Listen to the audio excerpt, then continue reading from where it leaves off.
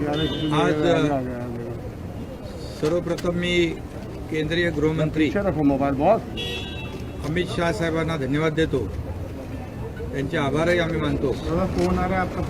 कारण जे आज त्यांनी बैठक बोलवली, मी आणि उपमुख्यमंत्री देवेंद्रजी आणि कर्नाटकचे मुख्यमंत्री आणि त्यांचे गृहमंत्री, आणि या जो काही गेल्या काही दिवसामध्ये कर्नाटक आणि महाराष्ट्र यामध्ये जे काही घटना होत होत्या, या पार्श्वभूमीवर महाराष्ट्रातल्या जनतेला त्रास होऊ नये, त्याचबरोबर मराठी भाषेचा सन्मान आणि मराठी माणसांवर कुठलाही अन्याय होऊ नये अशा प्रकारची भूमिका राज्य सरकारची आमची होती. आणि गृहमंत्री महोदयांनी देखील त्या चर्चेमध्ये आणि मुख्यमंत्री कर्नाटक यांनी देखील ते मान्य केलं आणि दोन्ही राज्यामध्ये शांततेचं वातावरण, सौहार्दाचं वातावरण आणि कुठल्याही प्रकारचा कायदा सुव्यवस्थेचा प्रश्न होऊ नये अशा प्रकारच्या सूचना केंद्रीय गृहमंत्री महोदयांनी दोन्ही राज्यांना दिल्या. आणि त्यांनी त्यांच्या मगाशी आपल्यासमोर मांडलेल्या भूमिकेमधून हे स्पष्ट झालेलं आहे. आणि म्हणून 3 मंत्री जे आहेत त्यांची कमिटी गठीत होईल आणि जे काही मुद्दे आम्ही मांडले, मराठी शाळा असतील, मराठी भाषा असतील, मराठी भाषा असेल, मराठी माणसांवर कार्यक्रम असतील, त्यांचे कुठल्याही प्रकारचा अन्याय होऊ नये, होता कामा नये अशा प्रकारची भूमिका आम्ही स्पष्टपणे त्या ठिकाणी मांडलेली आहे. आणि सर्वोच्च न्यायालयामध्ये हे प्रकरण आहे, त्याचा कुठेही अवमान होऊ नये याची काळजी दोन्ही राज्यांनी घेतली पाहिजे अशी भूमिका देखील केंद्रीय गृहमंत्र्यांनी घेतली आहे. आणि ते कर्नाटकच्या मुख्यमंत्र्यांनी देखील मान्य केलेली आहे. आणि आम्ही काही ट्विटरच्या बद्दल, काही त्यांच्या स्टेटमेंटच्या बद्दल मी आणि उपमुख्यमंत्री महोदयांनी त्यांच्याशी चर्चाही केली कर्नाटकच्या मुख्यमंत्र्यांच्या बरोबर. त्यांनी त्याच्यावर स्पष्टपणे सांगितलं की हे माझं स्टेटमेंट नाही आहे, हे ट्विटर हँडल माझंच नाही आहे आणि अशा प्रकारचं कुठलं स्टेटमेंट केलं नाही. म्हणून केंद्रीय गृहमंत्र्यांनी देखील स्पष्टपणे ही बाब या ठिकाणी मांडलेली आहे. आणि कुणीतरी याच्यामध्ये आगीत तेल ओतण्याचं काम करतंय. आणि म्हणून मराठी माणूस जो आहे, मराठी भाषिक आहेत, आपल्या त्यांच्या भावनांशी खेळण्याचा कुणी प्रयत्नही करू नये. शेवटी सगळ्यांनी मिळून एकजुटीने हे जे काही हा विषय आहे त्याच्या पाठीशी आपण सगळे महाराष्ट्रातले सर्व लोक आहेत. आणि माझंही निवेदन सगळ्यांना आहे की यामध्ये आपण सगळ्यांनी मिळून कुठलेही पक्षीय भेद न ठेवता, पक्षीय राजकारण न करता मराठी माणसाच्या पाठीशी खंबीरपणे उभं राहिलं पाहिजे. त्यांना जास्तीत जास्त आपल्याला काय मदत करता येईल, सहकार्य करता येईल हे तर सरकार करणारच आहे. आणि म्हणून आजची जी काय बैठक झालेली आहे अतिशय सकारात्मक बैठक आहे. आणि यापुढे अशा प्रकारचे जी काही घटना आहेत त्या होणार नाहीत. आणि दोन्ही राज्यातली जनता जी आहे, नागरिक आहेत, त्यांना कुठलाही त्रास होणार नाही याची काळजी आम्ही घेणार आहोत.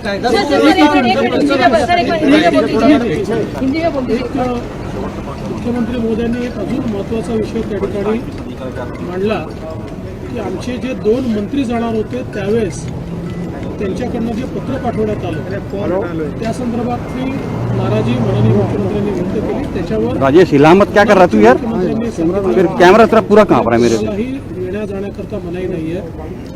त्यावेळी आमचे जो इनपुट्स होते की त्याचं भांडवल करून काहीतरी त्या ठिकाणी कायदा आणि सुव्यवस्थेची परिस्थिती निर्माण होणार आहे. आणि म्हणून आम्ही अशा प्रकारचं पत्र पाठवलं होतं.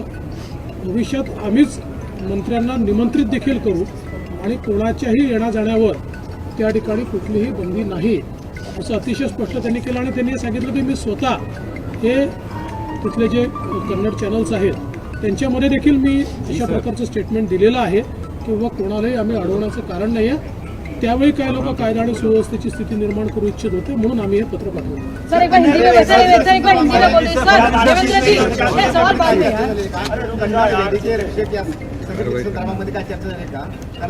त्यांनी असं सांगितलेलं आहे की काही संघटना, आता स्पेसिफिक नाव घेऊन नाही सांगितलं, पण त्यांनी सांगितलंय की त्यांच्याकडे लक्षात आलं आहे की काही स्पेसिफिक संघटना या जाणीवपूर्वक कायदा आणि सुव्यवस्था तयार झाला पाहिजे, बसेसवर अटॅक करणं, काळं फासणं अशा प्रकारे करतायत, त्यांच्यावर त्यांनी कायदेशीर कारवाई करण्याचं त्या ठिकाणी घोषित केलं आहे.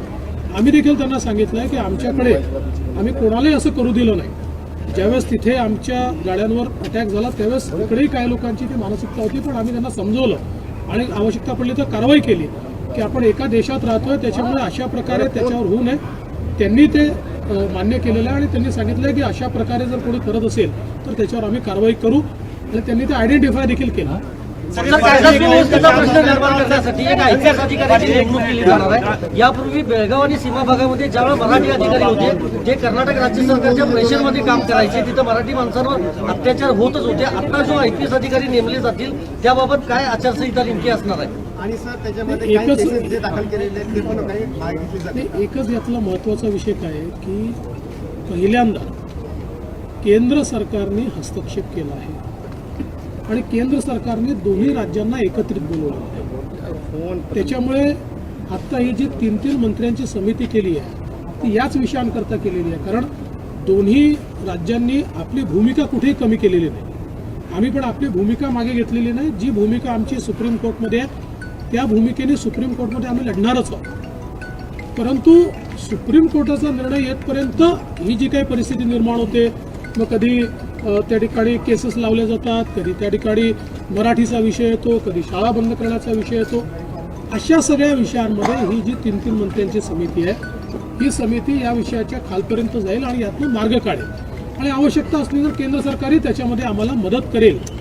हा देखील एक महत्त्वाचा विषय आहे. दुसरं एक अजून मला असं वाटतं की या ठिकाणी सांगितलं पाहिजे की माननीय मुख्यमंत्र्यांनी एक अजून केंद्रीय गृहमंत्री महोदयांना विनंती केली की कर्नाटक आणि महाराष्ट्रामधला जो काही डिस्प्यूट चाललेला आहे याच्यामध्ये केंद्र सरकारची सुप्रीम कोर्टातली भूमिका ही न्यूट्रल असली पाहिजे, ती कुठल्याही राज्याच्या बाजूची असू नये. आणि तेही त्यांनी मान्य केलं की केंद्र सरकार याच्यामध्ये फॅसिलिटेट करेल, कुठल्याही राज्याच्या बाजूची भूमिका ही केंद्र सरकार घेणार नाही. कारण मागच्या काळामध्ये एकदा कर्नाटकने आरोप केला होता की महाराष्ट्राच्या बाजूने केली. आता एक 4-5 वर्षापूर्वी 6 वर्षापूर्वी मला असं वाटतं की आपल्याकडे असं हे झाला होता की 14 साली काहीतरी एक केंद्राने ॲफिडेव्हिट केला आहे जे कर्नाटकला फायदा देणार आहे. त्यामुळे आम्ही हे सांगितलं की असं या 2 राज्यांचा डिस्प्यूट आहे, त्याच्यामध्ये कोणाची बाजू न घेता न्यायाची बाजू ही केंद्र सरकारची असली पाहिजे.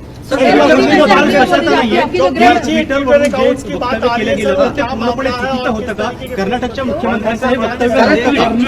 मुख्यमंत्र्यांनी स्पष्टपणे सांगितलं ते हँडल माझं नाही, ते हँडल माझ्या नावाने चुकीचं चाललंय, ते ब्लॉक करण्याकरता ऑलरेडी मी पत्र दिलेलं आहे आणि त्यांच्यावर फौजदारी कारवाई करतो. सर पण तसा बाईट दिलेला आहे त्यांनी कन्नड मीडियाला, त्यात जो अशी तसा बाईट देखील दिलेला आहे. तसं नाही, त्यांनी तेही क्लिअर केलं. त्यांनी हेही क्लिअर केलं. ते म्हणाले की माझे कुठलेही बाईट तुम्ही तपासून का, मी कुठेही इन्फ्लेमेटरी बाइट्स दिलेले नाही. सर आपकी जो मीटिंग हुई है गृह मंत्री के साथ, क्या स्टेप्स लिए गए और खास करके ट्विटर को लेकर जो बात हुई उस पर क्या कहेंगे? सर इसमें एक सवाल सर इसी में बोल दीजिए। बहुत पुराना क्या हो गया कि इतना गंभीर हो गया और केंद्र को करना पड़ेगा? नहीं, पहली बात तो मैं केंद्रीय गृह मंत्री जी अमित शाह साहब को धन्यवाद देना चाहता हूं, क्योंकि उन्होंने पहली बार केंद्र सरकार ने इसमें हस्तक्षेप किया है, इसकी गंभीरता को समझ लिया है और इसीलिए दोनों मुख्यमंत्री, उप मुख्यमंत्री और अन्य वरिष्ठ लोगों को यहाँ बुलाया है।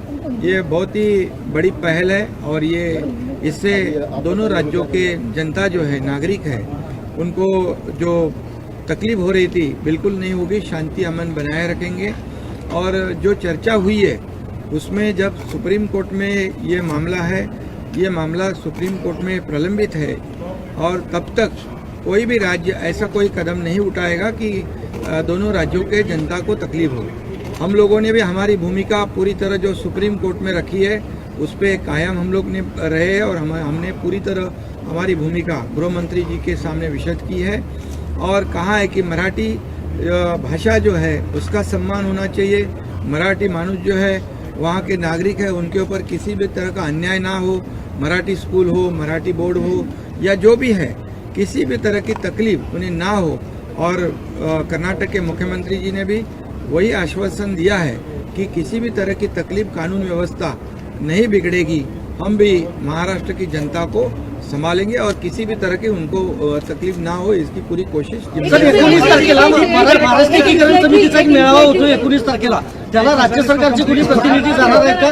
कारण निमंत्रण दिलेलं आहे इसको हिंदी में कंप्लीट मुख्यमंत्र्यांना. एक ट्विटर का जब भी हम लोगों ने पूछा कि आपके जो बयान, आपके स्टेटमेंट जो आ रहे हैं उससे वैसे नहीं आनी चाहिए, बोले हमारी बिल्कुल, मेरा स्टेटमेंट भी नहीं, मेरा हैंडल भी नहीं है और उसके ऊपर एफआईआर करने वाले केंद्रीय गृह मंत्री जी के सामने वो बात रखी है और गृह मंत्री जी ने भी उन्होंने कहा है अभी थोड़ी देर पहले। और इसीलिए जो लोग ऐसे मामलों में कुछ कानून व्यवस्था बिगाड़ने की कोशिश कर रहे हैं उनके ऊपर एफआईआर किया जाएगा, कानूनी कार्रवाई की जाएगी, क्योंकि ये जनता का मामला है, ये कानून व्यवस्था का मामला है। और इसीलिए दोनों राज्यों ने तय कर लिया है, केंद्रीय गृह मंत्री जी ने सुझाव रखा है, उन्होंने सूचना की है कि दोनों राज्यों के 3-3 मंत्री, एक कमेटी गठित होगी, एक आईपीएस ऑफिसर होगा, उसकी कमेटी होगी, ताकि कोई भी कानून व्यवस्था ना बिगड़े और छोटे छोटे जो मुद्दे हैं उसमें चर्चा होकर उसमें एकमत हो जाए और नागरिकों को तकलीफ ना हो। सर मराठीत एकच प्रश्न आहे, 19 तारखेला महामेळावा होतोय, त्याला राज्य सरकार